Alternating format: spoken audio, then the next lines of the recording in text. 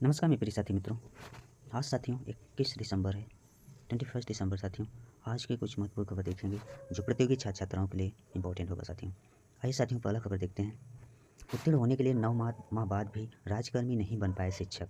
इसमें बिहार विशिष्ट शिक्षक नियमावली की संशोधित नियमावली पटल पर आते ही शिक्षकों का विरोध का खुलकर सामने आने लगा है। बिहार के नियोजित शिक्षक इसे अपने साथ छलावा बता रहे हैं।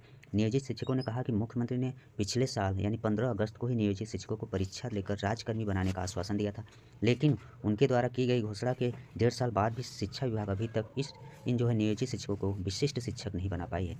इस बीच पहले जबरन तबादला नीति के कारण विभाग का विरोध हुआ तो गुरुवार को कैबिनेट से पाई संशोधित नियमावली पर भी शिक्षकों के विरोध का स्वर फूट पड़ा है।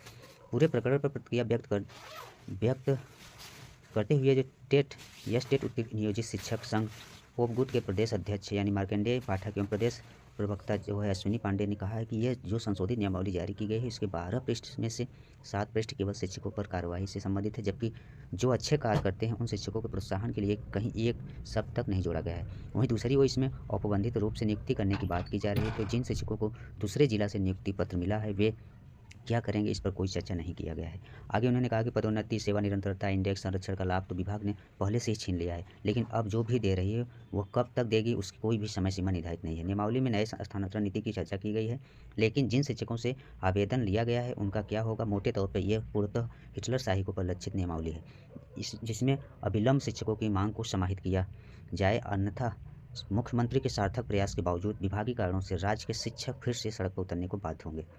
यह साथियों बिहार शिक्षक से संबंधित खबर। नेक्स्ट खबर देखेंगे। कोर्ट क्लर्क परीक्षा से 2.25 लाख रह जाएंगे वंचित। साथियों पटना से संबंधित खबर है साथियों। बिहार सिविल कोर्ट ने वर्ष 2022 में क्लर्क में नियुक्ति के लिए आवेदन लिया था, जिसकी परीक्षा 22 दिसंबर 2024 को आयोजित की जाएगी। इस परीक्षा के लिए शहर के कई कॉलेजों में केंद्र बनाया गया है। इसके अलावा दूसरे जिलों में भी केंद्र बनाया गया है। परीक्षा 4 लाख से अधिक अभ्यर्थी शामिल होंगे। इस परीक्षा में 3325 से अधिक पदों के लिए आवेदन किया गया। इस परीक्षा के लिए आवेदन करने वाले 1,79,754 अभ्यर्थी का आवेदन रद्द किया गया है। इस गलत भरने की वजह से रद्द किया गया है आवेदन। वही ज़्यादातर अभ्यर्थियों का गलत भरने की वजह से रद्द किया। वही अभ्यर्थियों का आरोप है कि फॉर्म पूरा होने के बाद पैसा भी कट गया है, इसके बाद भी आवेदन रद्द कर दिया गया है। विद्यार्थियों ये आरोप लगा रहे तो गलत है, पैसा कट गया फिर भी आवेदन रद्द किया गया है। ऐसे में जो है सिविल कोर्ट का चक्कर काटते रहे हैं ऐसे अभ्यर्थी। इसके आवेदन पर कोई सुनवाई नहीं हो सकी है। सिविल कोर्ट की ओर से जारी अधिसूचना के अनुसार एडमिट कार्ड रद्द होने के मुख्य कारण गलत बैंक रेफरेंस नंबर, भुगतान नहीं करना और आवेदन फॉर्म पूरा नहीं की वजह से रद्द किया गया। छात्रों का आरोप है ऐसे कई छात्रों का आवेदन रद्द किया गया जिसका फॉर्म सबमिट होने के बाद कंप्लीट स्टेटस दिखा रहा था। इन फॉर्म छात्रों का शुल्क 800 काटा गया था और पेमेंट स्लिप भी जनरेट हुआ था। दरअसल यह समस्या आवेदन प्रक्रिया के दौरान कोर्ट के सर्वर में आई तकनीकी खराबी कारण हुई, जिसमें छात्रों की कोई गलती नहीं थी, फिर भी छात्रों के आवेदन को रद्द किया गया है। ये रहा साथियों। नेक्स्ट खबर देखेंगे।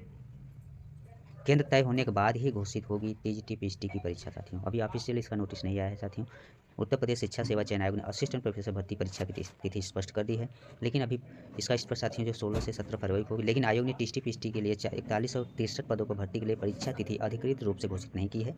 आयोग परीक्षा के निर्धारण की प्रक्रिया पूरा करने के बाद ही केंद्र तय होने के बाद अधिकृत रूप से तिथि घोषित की जाएगी। टीजीटी पीएचडी के लिए 13 लाख से अधिक अभ्यर्थी ने आवेदन किए हैं, जबकि असिस्टेंट प्रोफेसर के लिए 1,14,000 अभ्यर्थी ने दावेदारी की। इसमें से बड़ी संख्या ऐसे हैं अभ्यर्थियों की है जिन्होंने दोनों परीक्षाओं में शामिल होने के लिए आवेदन किए हैं। शिक्षा सेवा चयन ने बीते दिनों प्रदेश के सभी जिलाधिकारियों के पत्र भेजकर टीजीटी पीएचडी भर्ती परीक्षा के केंद्रों की लिस्ट मांगी थी। इस पत्र में टीजीटी की लिखित परीक्षा 4 व 5 अप्रैल और पीजीटी के 11 से 12 अप्रैल को प्रस्तावित की गई, लेकिन आयोग ने अधिकृत तौर पर टीजीटी पीएचडी की तारीख घोषित नहीं की। साथियों अभी ऑफिशियल इसका नोटिस नहीं है। साथियों ऐसे में अभ्यर्थियों के बीच टीजीटी पीएचडी की परीक्षा को लेकर तिथि को लेकर असमंजस की स्थिति में आयोग का कहना है कि टीजीटी पीएचडी के अभ्यर्थियों को संख्या काफ़ी अधिक है। ऐसे में सभी जिलाधिकारियों से परीक्षा केंद्रों की सहमति मिलने के बाद ही परीक्षा तिथि की घोषणा होगी। अगर पूर्व में प्रस्तावित तिथियों पर पर्याप्त संख्या में परीक्षा केंद्र उपलब्ध नहीं हो पाते तो प्रस्तावित तिथियों में परिवर्तन करना होगा।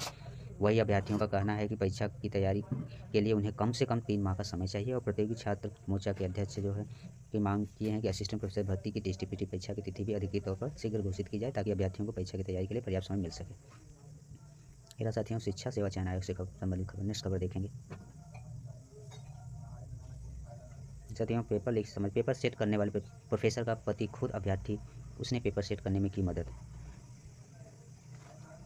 जेएसएससी की सीजीएल परीक्षा 2023 के पेपर लीक मामले में बड़ा खुलासा हुआ है। रांची पुलिस की एसआईटी ने कोर्ट को सौंपी रिपोर्ट में पेपर लीक के लिए परीक्षा एजेंसी सतवत इंफोसोल लिमिटेड और झारखंड कर्मचारी चयन आयोग ने जेएसएससी की लापरवाही की जिम्मेदारी ठहराया है। रिपोर्ट का कहना है कि छापा खाने से लेकर रांची ट्रेजरी में पेपर रखने में भारी सुरक्षा चूक हुई है। ट्रक से पेपर उतार कर ट्रेजरी में रखने के दौरान कई कर्मचारी और मजदूरों को लगाया गया। सभी मोबाइल लेकर ट्रेजरी के अंदर गए। सभी सीसीटीवी कैमरे में भी थे।